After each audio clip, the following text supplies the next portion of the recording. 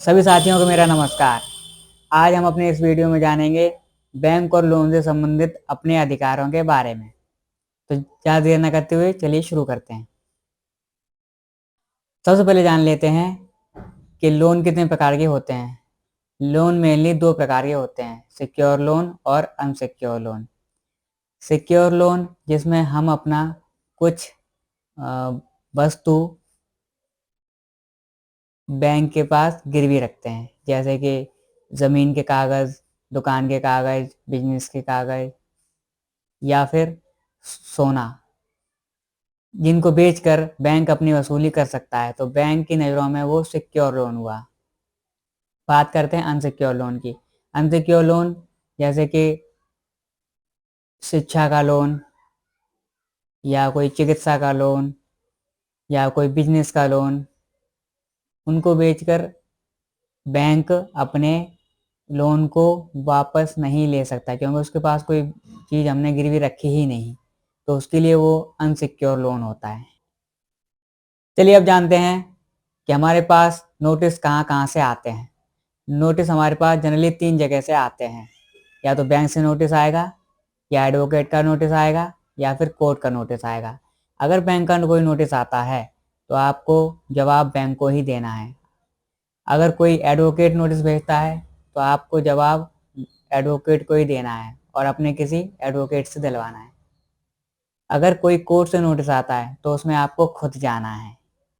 आपको डरना नहीं है, आपको बेझिझक जाना है, क्योंकि वहाँ पर आपको किसी सज़ा देने के लिए नहीं बुलाया गया है, आपको समझौता करने के लिए बुलाया गया है। तो बेझिझक होकर जाएँ, जब भी कोर्ट बुलाए उसमें ज़रूर जाना चाहिए। चलिए तो अब नोटिस के बारे में जान लेते हैं कि लोगों के पास में कौन-कौन से नोटिस आते हैं। एक 138 का नोटिस आता है, चेक बाउंस का आता है, एनईएफटी का आता है। एनईएफटी मतलब national electronic fund transfer notice. 3-2 का नोटिस आता है, 3-4 का नोटिस आता है, डीएम का नोटिस आ सकता है, रिकॉल नोटिस आ सकता है, डिमांड नोटिस आता है, आर्बिट्रेशन एंड कंसोलिडेशन नोटिस आता है, या पेमेंट एंड सेटलमेंट नोटिस आ सकता है। इतने सारे नोटिस पब्लिक के पास आते हैं। जब भी आपके पास कोई रिकॉल नोटिस या आर्बिट्रेशन नोटिस आता है और आपको 7 दिन के बाद समझौता केंद्र में बुलाया जाता है या लोक अदालत में बुलाया जाता है, लेकिन वो किसी दूसरी स्टेट में बुलाया जाता है, तो आपके पास एक कानून है, आर्बिट्रेशन एंड कॉन्सुलेशन एक्ट 1996। ये एक्ट आपको इजाज़त देता है, आपको परमिशन देता है कि आपको अपने ही शहर की लोक अदालत में जाना है। आप उससे मना कर सकते हैं कि मुझे तो केवल अपनी अदालत में ही जाना है, अपने ही शहर की लोक अदालत में जाना है, मैं दूसरे स्टेट की लोक अदालत में नहीं आऊँगा। वो सारे घुमाने वाले काम होते हैं, पब्लिक को परेशान किया जाता है बस। तो आप सीधे मना कर दें उनसे। कई बार जो रिकवरी एजेंट हैं वो नकली फेक नोटिस बनाकर पब्लिक के पास भेज देते हैं। तो उनसे बचने के लिए या उस नोटिस को चेक करने के लिए कि ये असली है या नकली है, आप लोग अपने फ़ोन में एक ऐप डाउनलोड कर सकते हैं जिसका नाम है ई कोर्ट ऐप। ECOURT ये ऐप का नाम है। इसे आप डाउनलोड कर सकते हैं और जान सकते हैं कि ये नोटिस वाक़ई में कोर्ट से आया है या रिकवरी एजेंट ने भेजा है।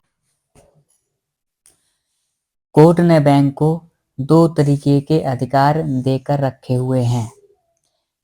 एक अधिकार है 138 नेगोशिएबल इंस्ट्रूमेंट एक्ट 1881, जिसे सामान्य भाषा में चेक बाउंस का केस भी बोलते हैं। कभी कभी ECS बाउंस भी बोलते हैं। ECS की फुल फॉर्म है इलेक्ट्रॉनिक क्लियरेंस सर्विस। अगर किसी का चेक बाउंस होता है तो उसमें 14 दिन की जेल होती है, लेकिन ये जमानती होता है। इसमें सेम डे जमानत भी हो जाती है। कहने का मतलब ये है, जब भी आपके पास ये वाला नोटिस आए तो आप उसी दिन जाके अपनी बेल करवा सकते हैं। दूसरा अधिकार है बैंक के पास में, वो है सरफेसी एक्ट 2002। मतलब किसी की चीज को जब्त करने का अधिकार। ये वाला अधिकार सिक्योर लोन में ज्यादा काम में आता है। अगर कोई व्यक्ति है, उसकी पहली ईएमआई बाउंस होते ही कुछ दिनों में उसकी कॉल को ऑटो रिमाइंडर पर लगा दिया जाता है, जिसके बाद आपके पास मैसेज पे मैसेज, कॉल पे कॉल आने शुरू हो जाते हैं। वो सारे कंप्यूटराइज्ड होते हैं। फिर बैंक से कॉल आना शुरू हो जाती हैं। फिर भी अगर व्यक्ति कोई रिस्पॉन्स नहीं देता तो 10-15 दिन में करीब बैंक वाले इस केस को रिकवरी एजेंट के हाथों में सौंप देते हैं। एक एजेंट अगर वसूली नहीं कर पाता है तो फिर किसी दूसरे एजेंट को ये काम दे दिया जाता है। ऐसा करते करते अगर उस व्यक्ति की 3 ईएमआई बाउंस हो जाती हैं तो उसका अकाउंट एनपीए हो जाता है। एनपीए मतलब नॉन परफॉर्मिंग एसेट। वो 3 महीने का समय अंग्रेजी कैलेंडर के हिसाब से होता है। उसमें 90 दिन भी हो सकते हैं, 91 भी हो सकते हैं, 92 भी हो सकते हैं। उसके बाद डिमांड नोटिस आता है। फिर उसके बाद 13(2) का नोटिस आता है, जिसका अर्थ है 60 दिन का समय। और उसके बाद फिर 13(4) का नोटिस आता है, जिसका अर्थ है 30 दिन का समय। और उसके बाद बैंक का संपत्ति पर सिंबॉलिक पोजेशन या फिजिकल पोजेशन हो जाता है। मतलब बैंक का आपकी संपत्ति पर कब्जा हो जाता है। अनसिक्योर लोन की कंडीशन में अगर व्यक्ति 9 महीने तक कोई भी लोन जमा नहीं करता है तो उसका लोन 9 महीने के बाद राइट ऑफ हो जाता है। अब जान लेते हैं इसमें नागरिकों के अधिकार क्या हैं। खेती और किसानी पर सरफेसी एक्ट लागू नहीं होता। अगर आपने 80% से ज़्यादा जमा कर दिया है, अर्थात आपका 20% से कम रह गया है, तब भी आपके ऊपर सरफेसी एक्ट लागू नहीं होता। 50% से ज़्यादा जमा होने पर भी आप डीआरटी में जा सकते हैं। डीआरटी मतलब डेट रिकवरी ट्रिब्यूनल। डीआरटी में कौन कौन से केस जाते हैं? मकान, दुकान, ज़मीन, जायदाद, फैक्ट्री, कॉलेज, बंगला, कोठी, शोरूम, कार, ट्रक, बस, स्कूटर, बाइक और कोई भी जो लोन 20 लाख से ऊपर के हैं वो सारे लोन डीआरटी में जाते हैं। 20 लाख से कम के लोन भी डीआरटी में जा सकते हैं। जैसे कि किसी का 15 लाख का लोन है लेकिन बैंक ने उस पर एक्स्ट्रा कर्जे लगाकर, एक्स्ट्रा चार्ज लगाकर उसका चार्ज 20 लाख से ऊपर कर दिया है तो वो केस डीआरटी में जाएगा। अगर आपने 25% से कम जमा किया हुआ है तो आपकी कोर्ट कोई सुनवाई नहीं करेगा। पहले आपसे जमा करने के लिए बोला जाएगा, उसके बाद आपकी बात को सुना जाएगा। कोर्ट आपसे 25% से कम या ज़्यादा भी जमा करवा सकता है। अब जान लेते हैं कि अगर कोई बैंक रिकवरी एजेंट आपके पास आता है तो आपको क्या क्या करना चाहिए। सबसे पहले तो उस रिकवरी एजेंट की आईडी लेनी चाहिए, ये चेक करने के लिए कि वो बैंक का ही व्यक्ति है या कोई और है। बैंक की आईडी दिखाई देने के बाद आप ये कंफर्म कर लें कि वो बैंक का ही व्यक्ति है, उसी बैंक का जिससे आपने लोन लिया है। उसके बाद दूसरा लेटर उससे मांगना है, विजिटिंग लेटर। विजिटिंग लेटर में ये लिखा होता है कि उस व्यक्ति को बैंक ने परमिशन दी हुई है आपसे लोन रिकवरी के लिए। यूं ही किसी भी व्यक्ति को आपके घर पर नहीं भेजा जा सकता है। बैंक जिसको परमिशन देगा केवल और केवल वही व्यक्ति आपके घर पर आ सकता है, वो भी आपसे पूछकर। दूसरी कंडीशन, अगर वो व्यक्ति बैंक का व्यक्ति नहीं है, कोई थर्ड पार्टी है, तो आपको उससे कोई बात नहीं करनी है। अगर वो कहता है कि हमें बैंक ने परमिशन दी है तो सबसे पहले उसकी आईडी ली जाए, उसके बाद उस बैंक का जो एग्रीमेंट लेटर है वो लिया जाए, जिसमें लिखा हो कि बैंक ने उसको परमिशन दी है, जिसे ऑथराइजेशन लेटर कहा जाता है। फिर उसके बाद उससे विजिटिंग लेटर भी मांगा जाता है। तो इस प्रकार से बैंक के व्यक्ति से केवल दो ही चीज़ें चाहिए, बैंक आईडी और विजिटिंग लेटर। और अगर कोई थर्ड पार्टी है तो उससे हमें 3 चीज़ें चाहिए होती हैं, एक उसकी आईडी, दूसरा ऑथराइजेशन लेटर और तीसरा विजिटिंग लेटर। अगर वो बैंक की आईडी नहीं दिखाता है तो आप उसे साफ मना कर दें कि हमने जिस बैंक से लोन लिया है हम केवल उसी से बात करेंगे और किसी थर्ड पार्टी से हमें कोई बात नहीं करनी है। डीआरए अर्थात डेट रिकवरी एजेंट की पढ़ाई हाई स्कूल से बीए तक करनी होती है। उसको 100 घंटे की ट्रेनिंग करनी पड़ती है। या फिर जिस व्यक्ति ने बीए से ऊपर की पढ़ाई की है उसको केवल 50 घंटे की ट्रेनिंग करनी पड़ती है, तब जाकर उन लोगों को डीआरए का सर्टिफिकेट मिलता है। लेकिन आजकल जो डेट रिकवरी एजेंट आते हैं वो किसी भी पढ़ाई को नहीं करते हैं। वो गली या मोहल्ले के जो लोग बेरोजगार घूम रहे होते हैं उनको बैंक रख लेता है और उन्हीं को आपके पास भेज देता है। उन्हें बैंकिंग नियम या कोई कानून के बारे में जानकारी नहीं होती, तो उनसे उन्हीं की तरह से निपटना होता है। आप उन पर केस कर सकते हैं वो किसी पुलिस थाने में जाकर। पजेशन रुकवाने के लिए डीआरओ अर्थात डेट रिकवरी ऑफिसर या फिर एसडीएम सब डिवीजन मजिस्ट्रेट या फिर डीसी डेप्यूटी कलेक्टर से रिक्वेस्ट की जा सकती है, अर्थात उनके पास में रिक्वेस्ट लेटर भेजा जा सकता है। अगर ये लोग नहीं मानते हैं तो कंप्लेंट फाइल को फाइनेंस मिनिस्ट्री अर्थात वित्त मंत्रालय और पीएमओ और supreme court of India RBI को भी भेजा जा सकता है। कानून का आर्टिकल 21 लाइफ एंड लिबर्टी अर्थात जीवन और स्वतंत्रता का अधिकार आपको ये अधिकार देता है कि कोई भी व्यक्ति आपके साथ कोई जोर जबरदस्ती नहीं कर सकता, आपके साथ बदतमीजी नहीं कर सकता। आप उन पर धारा 499 और 500 के तहत मानहानि का दावा कर सकते हैं, जिससे उन्हें 2 साल की सजा होगी और आपको मुआवजा भी मिलेगा। आरबीआई ने सन 2019 में कहा था कि ईएमआई का डिफ़ॉल्ट होना मतलब सिबिल का डिफ़ॉल्ट होना होता है। इसमें व्यक्ति क्रिमिनल नहीं होता, व्यक्ति को क्रिमिनल नहीं माना जा सकता। पहली बात तो कोई भी बैंक आपके केस को कोर्ट में नहीं ले जाना चाहता। अगर कोई भी व्यक्ति गरीब है जिसके पास पैसों का इंतजाम नहीं है तो वो फ्री एडवोकेट लेने के लिए राज्य विधिक सेवा केंद्र या जिला विधिक सेवा केंद्र में जा सकता है। 1987 में एक national legal services authority commission अर्थात विधिक सेवा प्राधिकरण की स्थापना हुई थी, जिसके तहत कोई भी एससी, एसटी या कोई भी मेंटल या फिर कोई बच्चे से जुड़ा हुआ केस वाला व्यक्ति जिसके पास पैसे की व्यवस्था नहीं है वो राज्य विधिक सेवा केंद्र में जाकर फ्री वकील ले सकता है। अगर कोई भी व्यक्ति जो ज़्यादा परेशान है, जिसका बिजनेस ठप हो गया है या उसकी नौकरी चली गई है और वो लोन नहीं चुकता कर पा रहा है, तो रीजनल मैनेजर के पास जाकर 2 साल का समय अर्थात मोरेटोरियम ले सकता है।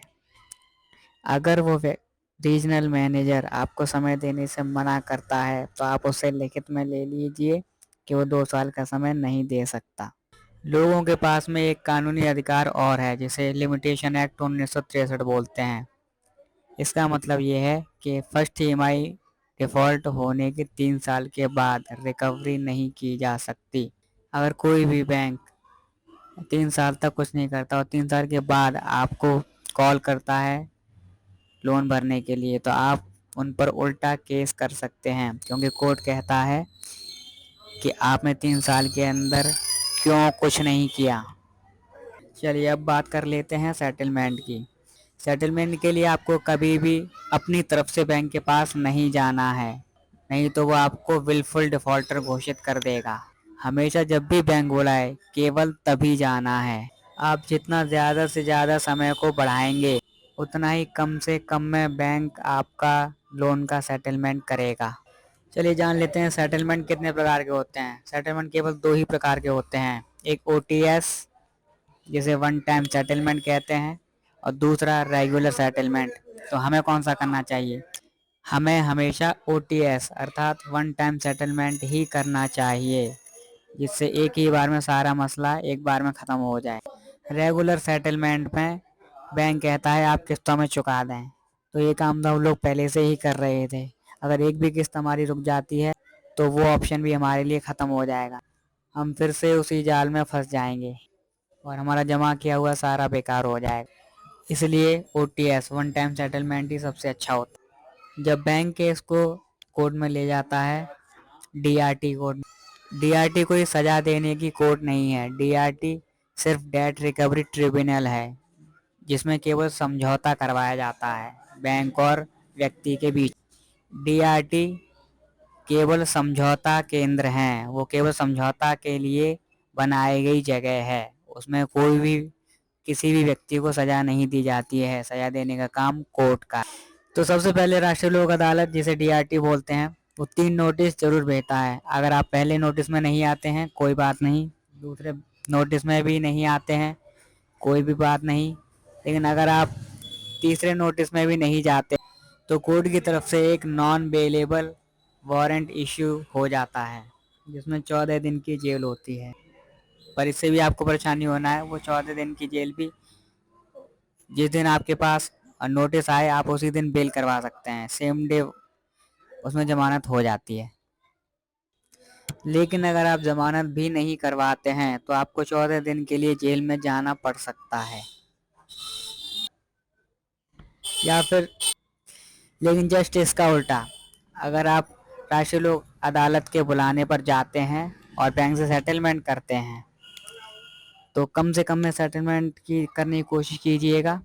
सेटलमेंट होने के बाद बैंक आपको NOC अर्थात नो ऑब्जेक्शन सर्टिफिकेट या फिर सेटलमेंट लेटर देता है, जिससे आपका सिविल स्कोर वैसा का वैसा ही बना रहता है, उस पर कोई असर नहीं पड़ेगा। सेटलमेंट करने के जो महीने होते हैं वो होते हैं फरवरी, जून, सितंबर और दिसंबर।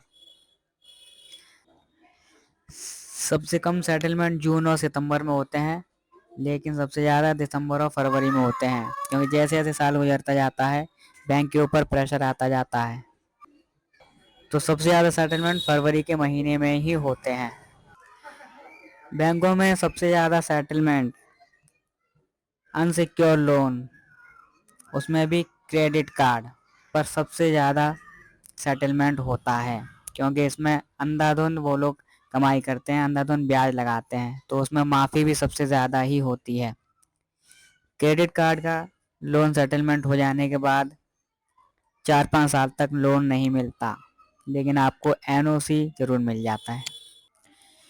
कोई भी व्यक्ति जो क्रेडिट कार्ड प्रयोग कर रहा है वो चाहता है कि मैं अब इसका उपयोग बंद कर दूं, अब मैं और मेरे ऊपर ज़्यादा ब्याज ना लगे, तो वो अपने क्रेडिट कार्ड को बंद करवा सकता है कस्टमर केयर पे कॉल करके।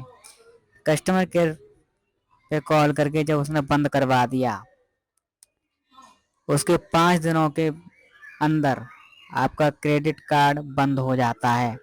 अगर ऐसा नहीं होता है तो RBI के गाइडलाइंस के अनुसार बैंक कस्टमर को 500 रुपये प्रतिदिन के हिसाब से जुर्माना देगा। RBI कंप्लेंट हेल्पलाइन नंबर है 14448 अर्थात 14448, या हिंदी में कहें 14448। और अगर किसी को अकाउंट फ्रॉड की कंप्लेंट करनी है, किसी के साथ ऑनलाइन फ्रॉड हुआ है, तो वो 1930 अर्थात 1930 पर कॉल करके अपनी कंप्लेंट को रजिस्टर करवा सकता है।